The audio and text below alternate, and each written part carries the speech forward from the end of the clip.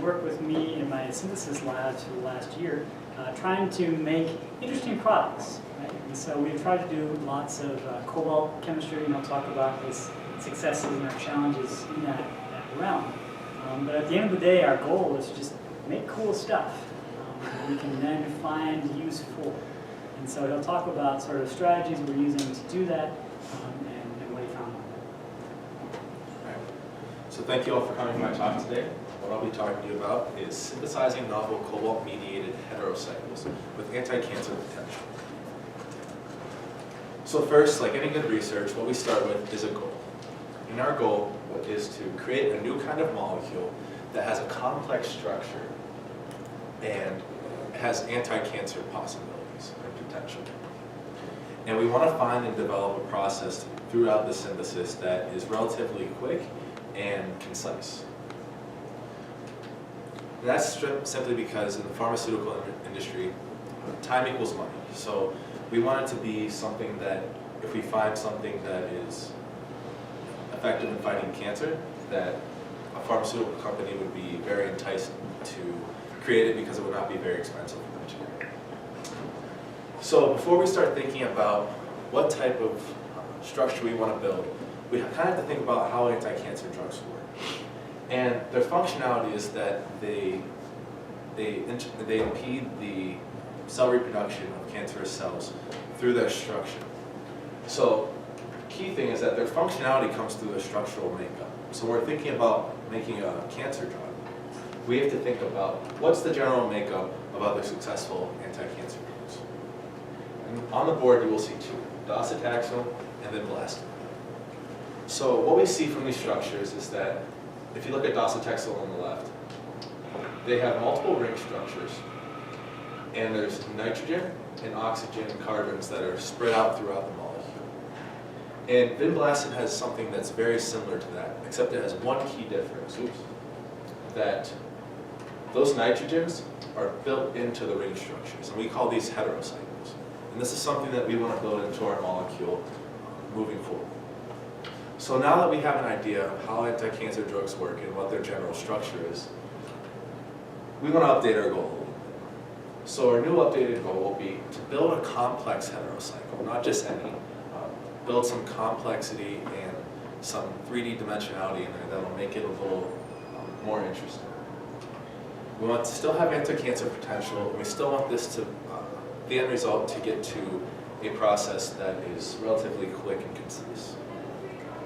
Before I take you into how our synthesis worked, I want to take you through our methods of verification, because I think it's incredibly important that no matter what type of synthesis that you do, that you can verify that you have what you think you have. So I'll take you through some things such as TLC, GCMS, and NMR. So the first of these is thin layer chromatography, or TLC. And this is a process that's based entirely upon polarity. And for those of you that aren't completely familiar with polarity, what it is a difference in electronegativity within a molecule. It sounds like a mouthful, but essentially what it is that oxygen on the water molecule is much more electronegative than any of those hydrogens. So what happens is a larger electron density is pulled towards that oxygen and leaves less electrons around those hydrogens, creating a partial negative and partial positive charges on the molecule. So how I use TLC primarily is to follow the progress of a reaction to let me know when the reaction's finished and I can move forward to the next steps of verifying what I have. And how we take advantage of this polarity is that we have a TLC plate that is coated with silica, which is very polar. And polar things like to stick to other polar things. So what we'll do is we'll spot our reaction mixture on there, along with any reactants that we may have. And we'll place this in a beaker that has some solvent at the bottom of it, and this solvent will then run up the TLC plate. And as it runs up the TLC plate, what will happen is it'll pull those spots up the TLC plate. But the difference in how far these spots travel is based upon how polar they are. If they're more polar, they will try to stick to the silica plate even more, and they won't travel up as far. And how I use this to verify that a reaction is finished is that this reaction spot in green will both be at a different height, and it won't contain any spots corresponding to either of these reactors underneath it. So after we have something like this, we can move forward to the next step of our reaction, which is often separating any multitude of compounds that might be in the reaction spot. And how we do the separation is through column chromatography. What column chromatography is a separation technique that separates reaction mixtures, and it's very similar to TLC, except we're kind of turning the process on its head. What I mean by that is instead of having a TLC plate, what we'll have is a column that is filled with silica gel. And then instead of spotting our reaction mixture on the TLC plate, what we'll do is we'll load it onto the top of on the silica gel. And once loaded on the gel, we'll push solvent through the column, which will act a lot like the solvent in TLC, except it'll push the reaction mixture down and separate this green reaction mixture into its individual blue and yellow bands. And since the since the column is longer than the TLC plate, the separation is greater and allows us to isolate these different compounds into their individual bands. And we can move forward from this point to characterize what we have in each individual band. And one method that we do this verification or characterization through is gas chromatography mass spectroscopy. And as the name suggests, it is a combination of two techniques. The first of which is gas chromatography. Once again, this is very similar to column chromatography, except we're working with the gaseous phase of our sample. And what we'll do is we'll drop the gas of our sample into a syringe and place it into the sample injector. And then instead of a solvent, what we'll have is a non-reactive gas, such as nitrogen, helium, or hydrogen, push our gas through a column that's packed with silica. After it comes out of this column, it'll be ionized into its individual, or into smaller pieces of the entire molecule. And why it's called ionization is that these smaller chunks are charged parts of the molecule. And what the mass spectrometer detector does is detects these different masses of ionized charges and gives us a readout of these different masses. So to get a better idea of how we can verify what we have based on that, I'm going to give you an example of pentane. So this is the mass spectrum of pentane. And what we see here is a mass at 72, or a peak at 72, which corresponds to the mass of pentane. And then we see corresponding masses to the mass of pentane minus a carbon plus those hydrogens that were on it. And that's at 57, and then each successful peak corresponds to taking off one more carbon. And through the peak at 72 being the highest peak, we can, and all these other peaks corresponding to the different chunks of pentane, subtracting some of the carbons from them, we can verify that we have, and we do indeed have pentane, and move on to the next step of our synthesis. But another process that we have to characterize what we have is NMR, or nuclear magnetic resonance. And the most common type of NMR is proton NMR, or hydrogen NMR. And how it works is that we will take our sample and place it into an NMR tube, and then place it into the NMR, which is essentially just a giant magnet. And it creates a large magnetic field that will split the hydrogens on our molecule into two different energy levels, a higher energy level and a lower energy level, where the lower energy level is slightly more populated than the higher energy level. And what we'll then do is hit our sample with a pulse that will flip the populations of these states, and we'll watch the frequency as these states relax back to their original populations. But the key here is that different hydrogens on different parts of a molecule will relax back at different frequencies. And we separate these frequencies to determine what type of environment that they're in. So the most powerful thing here is that we can determine the structure of a molecule based on the the electron environment that it's in. So here's an example of an NMR spectrum. What we have here is propionic acid. And as you can see, the peak at just below 12 corresponds to the red hydrogen on the molecule. And the reason it's so far shifted to the left or downfield is that because it's extremely electron withdrawn, both by the oxygen that it's bonded to and the CO double bond, which is called a carbonyl group. Because of this large amount of electron density being pulled away from it, it shows up further left on the spectrum. Likewise, we have two other groups of hydrogens, the gold ones and the green ones. And the green hydrogens are slightly more shifted left on the spectrum because they are closer to that carbonyl group. And once again, the main takeaway from this is that based on the environment that a proton is in, whether it's bonded to an electronegative atom or if it's just next to an electron withdrawing group, we can tell that based upon where it's located on the NMR spectrum. The last part that's kind of important is that based on the integration or the area under these peaks, we can tell how many hydrogens correspond to each peak. So at the peak right below 12, we have an integration value of 1, meaning that there's one hydrogen that corresponds to that peak. We have an integration value of 2 at the peak right above 2. That means there's 2 hydrogens that correspond to that peak, and 1 at just below, at the peak at 1, there's an integration value of 3, which means there's 3 hydrogens that correspond to that. So we can put all these things together to determine the structure of our molecule and use it to verify what we have. So now that I've taken you through our methods of verification, I can take you into the synthesis process that we did. We had 2 approaches, but our first approach started this past summer doing research. And what we wanted to do was take our target, our starting material, parole, to a target heterocycle. So first, let's remember, we want to build a complex heterocycle that has anti-cancer potential, and we want to make sure that at the end we develop a process that is concise and quick. But the question is how? Well, there's 3 main reactions that we're going to use: the Nicholas reaction, the alylation reaction, and the Poisson-Common reaction. And this will take us from parole to that target heterocycle that we want. So the first reaction is the Nicholas reaction. And anytime you're doing a reaction in organic synthesis, you want to ask yourself why you're using it.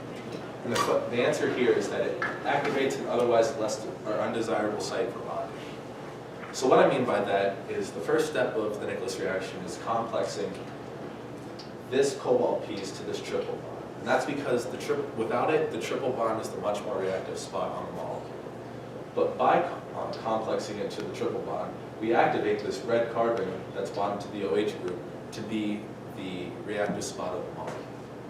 And how this reaction works is that the lone pair of electrons on the nitrogen pushes into the ring, kicking the double bond that it's next to up into the ring, and allows the other double bond, the electrons of the other double bond, to react with the molecule and kick off that OH group. And this is how we get to the molecule that we see on the right. So here's the Tlc stain from the reaction that I did. Once again, we use this to verify that the reaction's actually taken place, and we can move forward to separating the spots. So as you can see, from left to right, there's the reaction mixture, parole, and the cobalt complex 2-methyl-3-butene-2-ol. And even though that parole kind of is at the same height as our reaction mixture, you can see that they're completely different colors. So this helps us verify that some type of reaction is taking place. We also have no more cobalt complex molecule left in our reaction mixture.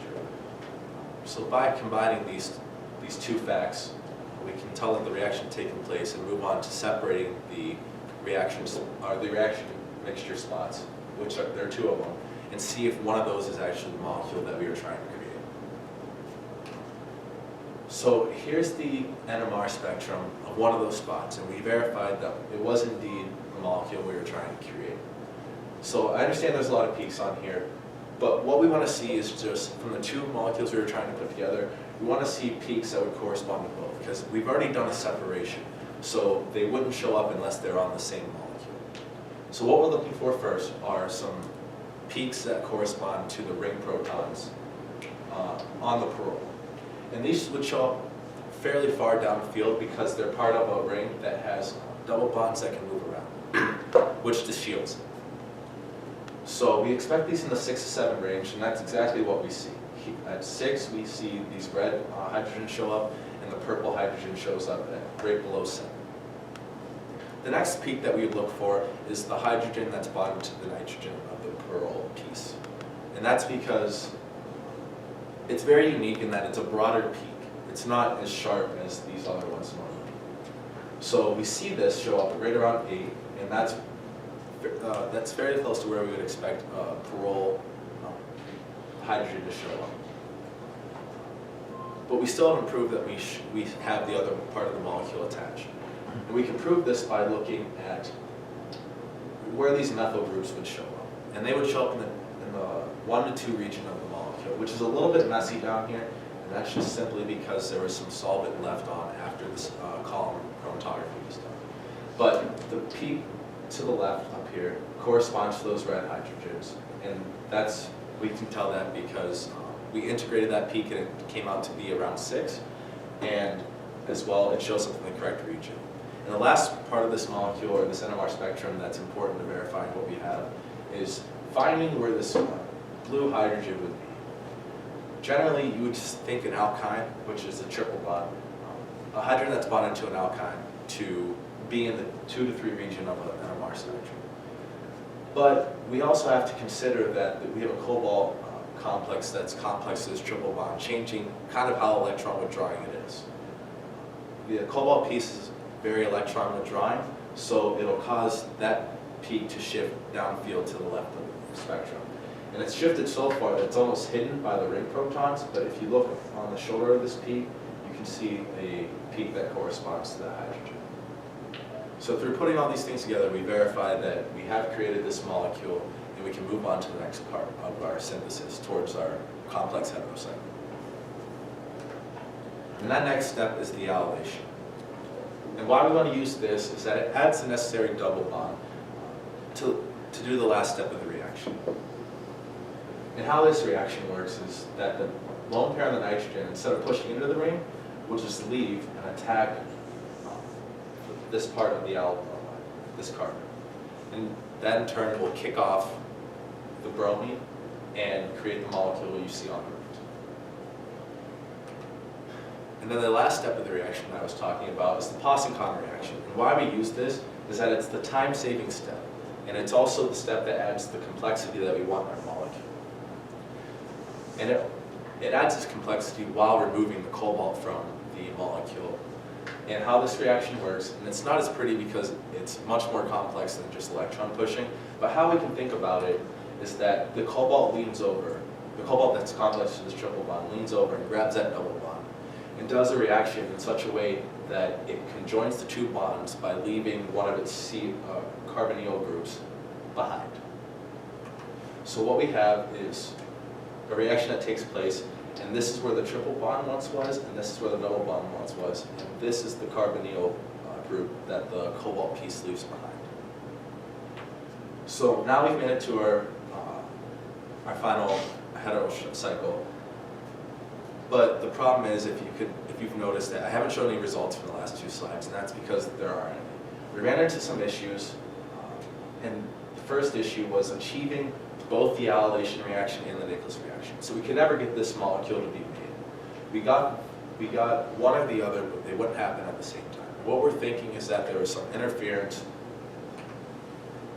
The cobalt complex was causing some type of interference.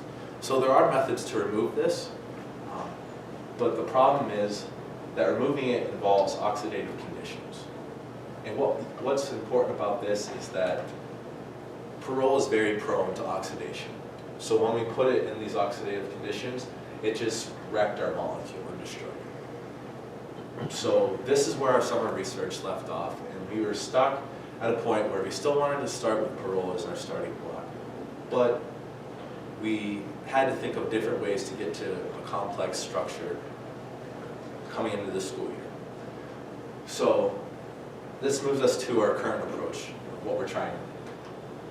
And that current approach is trying to take Perol to this new target heterocycle through a different step, a different set of reactions. So the first step is to protect the nitrogen group, and the question is, why do you want to do that? Well, as you saw by the alylation reaction, that this lone pair on the nitrogen can be reactive, and we want to prevent it from doing that. So what we do is we react pyrrole with diterbutyl dicarbonate, which essentially adds the right chunk of this molecule to the pyrrole to create Bach pyrrole. And how this reaction works is, kind of uses the same thing that we're trying to prevent pyrrole from doing. The lone pair leaves and attacks that carbonyl, which pushes electrons up into the oxygen. Those electrons then come back down to the bond and kick off the other part of the molecule, creating the Bach pyrrole that you see on the right. So here's the GCMS of the Bach pyrrole we created. There's a lot of peaks here, but for time's sake, I just want to point out a few. At 167.1, this is the mass. This is the peak that corresponds to the mass of the complete molecule of Bach pyrrole. But what we also see is a peak at 111, which corresponds to the carboxylic acid. So if you can imagine cutting off this piece and replacing it with a hydrogen, that's what we see here. A mass of 111 corresponding to that. And then also, what's important is that we see this terp-butyl cation show up on the spectrum at a peak of 157.1, which is the mass of that cation, and exactly what we cleave off here. So through seeing all these peaks on the spectrum, we can verify that we created Bach pyrrole and move on to the next step of the reaction, or the synthesis. The next step is the Diels-Alder reaction. And why we want to use this is that it adds some complexity to the molecule where we weren't able to add it before. So what the Diels-Alder reaction is a 4+2 cycle addition, meaning that it creates a cyclic molecule by using 2 electrons from one molecule and 4 electrons from another. And what we use were Bach pyrrole and maleic anhydride. And how this works is that the electrons in the double bond of maleic anhydride leave and attack Bach pyrrole, thus pushing the electrons up in the molecule and kicking the other double bond out to create the cyclization that we want. And it creates the molecule that you see on the right. The next step is the amidation. And what we want to do here is, once again, like the alylation, it just adds the necessary bonds next to each other for the last step. So what happens here is, first we want the nitrogen to be reactive, so we deprotect it and replace the Bach group with the hydrogen. And then what we do is the lone pair, or how the reaction works is the lone pair leaves and attacks the carbonyl, and much like it did before, it'll eventually get to a point where it kicks off the bromine and creates the molecule that you see on the right. And the important part is, now we have the parts that we need for the Propionic reaction. We have this cobalt complex triple bond and this double bond in close proximity, and they can react. And the last step, once again, the Propionic reaction, is the time-saving step. It's the one that adds complexity in a concise manner. And it cyclizes to the final product while cleaving the cobalt complex from it. And once again, the cobalt leans over and forms a bond between these two parts of the molecule, thus creating the molecule that you see on the right, where the triple bond was once here and the double bond was once here. And this is the carbonyl group left from the cobalt complex. So, in conclusion, once again, you can see from the last 2 slides, I don't have any results slide, and that's because we're stuck at the Diels-Alder reaction part. We think that right now we're trying a catalyst, an acid catalyst that will hopefully speed up the reaction and cause it to take place. And we have some results that are very encouraging. We just have the TLC so far that we have a spot that doesn't correspond to any of the reactants. We just haven't been able to separate it yet and characterize it and see if the reaction actually worked. But otherwise, there's still so much to do. There's a lot of research that still needs to be done, and my time at Lawrence is coming to an end. And I think we're at a good place, but sometimes research can make you want to pull out your hair. You get to a point where you think you're cruising and you just get stuck. But even though you get stuck, you learn a lot along the way. And that's true here. We've learned a lot. We've learned a lot about parole and the types of reactions we're trying to do. First, paroles are very susceptible to oxidations and are not good substrates for such oxidative reactions. Second, we need to find a way to make parole a better building block. So this may require, like we did before with the Diels-Alder reaction, requires some type of modification to parole to make it a better building block to then make a polycyclic heterocycle from. And the last is that cycle additions between Bach parole or with Bach parole are sluggish. And this is why we're using the acid catalyst. We're just not sure if it's worked yet. If not, we'll have to find a different way to do it. But I think overall, my research is at a good place that once I leave, another student can definitely pick up and hopefully get to a place where we have a complex heterocycle synthesized. And at that point, it'll be turned over to the biochemistry part and see how effective it is with fighting cancer. And I believe they do that through, I think it is, I can't remember exactly how they do it. That's why I'm an organic chemist. So thank you for attending my talk. And if you have any questions, now is the time that I will take them.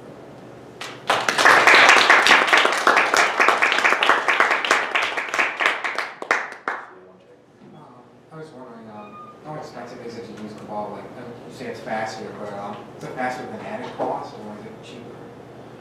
That's not something I'm completely sure of, and that's mostly because our professors here buy our chemicals for us. But but I don't remember talking to Stefan particularly about anything here being super expensive. More expensive than usual. All chemicals are pretty expensive. I don't think there's a whole lot of that cost. It's not too bad, and there's really no other way to get this stuff. So. Jay? Could you allocate the parole before putting on the part with the triple bind? So we tried both. I haven't showed both, but we did try both. So we did the alylation reaction, and then we couldn't get the Nicholas reaction to it. And then we tried the Nicholas reaction. We could not get the alylation to it. So that's how we thought that the cobalt piece might be causing some kind of interference where it just won't let those two parts next to each other. And that's why we tried to move it. Anyone else?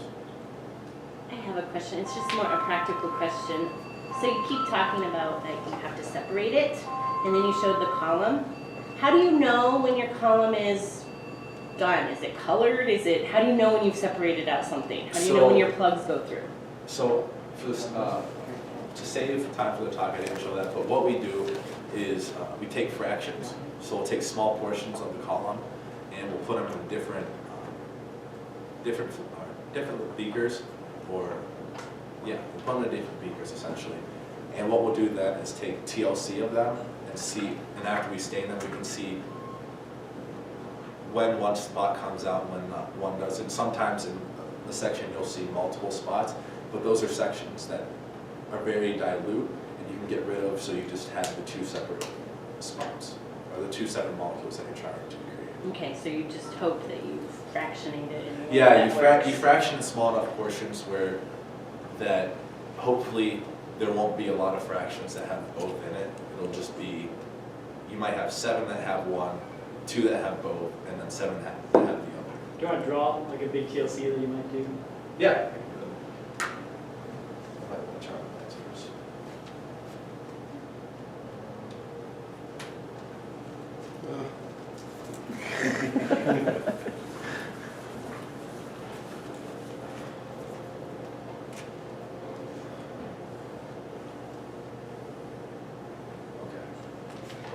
So if this was the TLC plate, and say I had fractions spotted at the bottom, and this is how far the solvent ran up the plate, and say this was fraction 7, 8, 9, 10, 12, 13.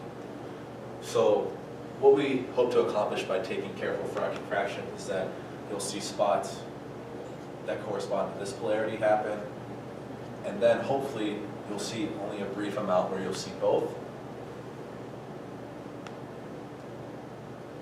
And then you'll see other fractions wherever you have the other one isolated. So since you use solvent in column chromatography, you really dilute whatever you've made. So getting rid of this fraction isn't very detrimental to the yield that you get. So if you get rid of this, you have these two that you can then isolate and characterize by GCMS or IR or NMR. Anyone else? Okay, Thank you.